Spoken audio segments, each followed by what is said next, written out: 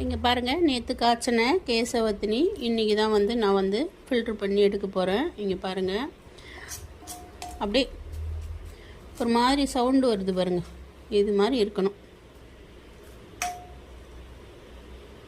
கொஞ்சம் ஃபில்ட்ரு பண்ணி வச்சுருக்கிறேன். ஏன்னா நம்ம வந்து துணி வந்து இது மாதிரி வந்து ஒரு துணி வந்து போட்டு தான் வந்து நம்ம வந்து பாருங்கள், இந்த கலரில் வருது பாருங்கள். Original Kesavardhini hair oil.